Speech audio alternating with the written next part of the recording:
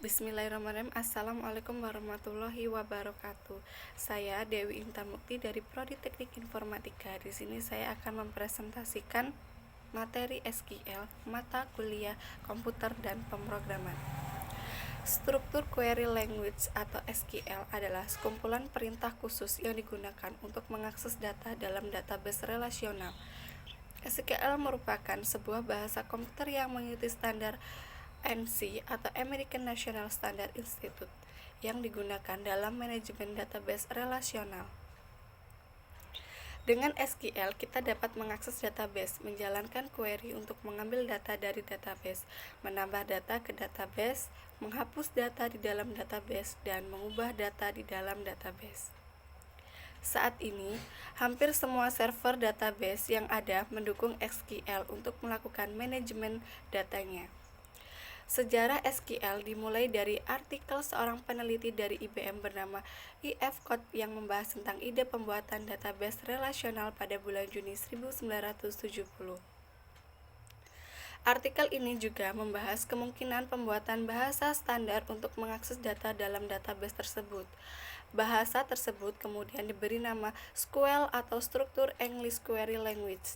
Setelah terbitnya artikel tersebut, IBM mengadakan proyek pembuatan database relasional berbasis bahasa SQL. Akan tetapi, karena permasalahan hukum mengenai penamaan SQL atau IBM pun mengubahnya menjadi SQL.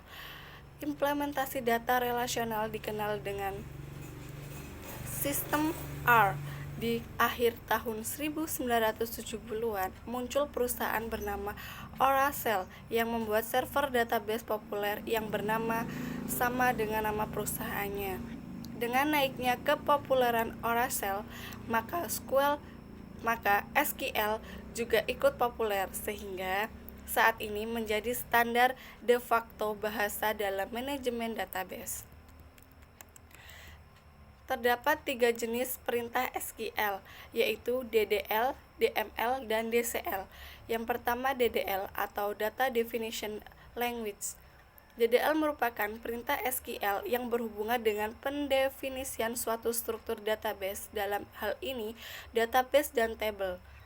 Perintah SQL yang termasuk dalam DDL antara lain: yang pertama, create atau perintah create digunakan untuk membuat sebuah database atau tabel di dalam database.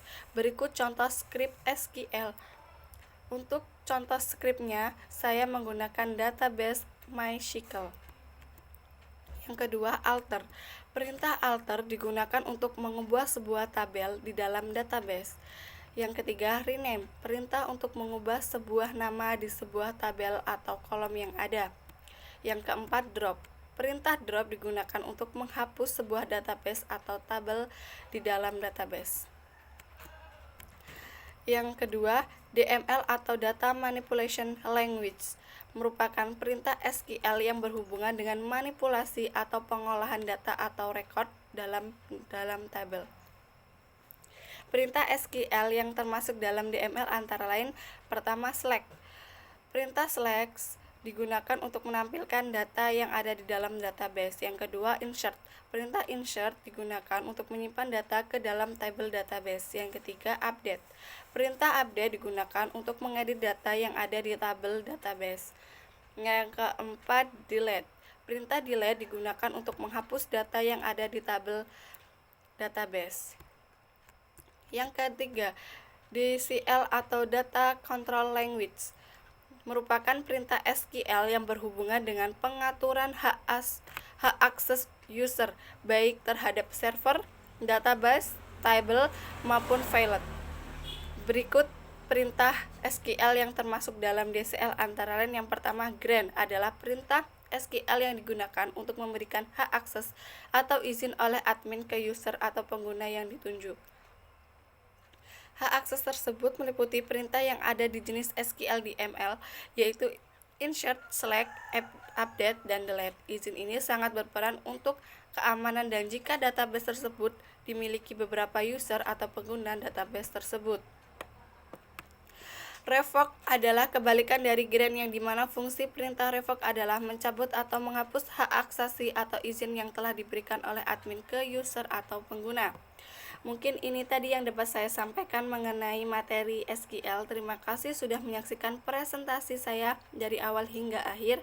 Semoga dapat bermanfaat. Apabila ada kekurangan dalam materi dan penyampaian materi, saya mohon maaf yang sebesar-besarnya. Saya akhiri. Wassalamualaikum warahmatullahi wabarakatuh.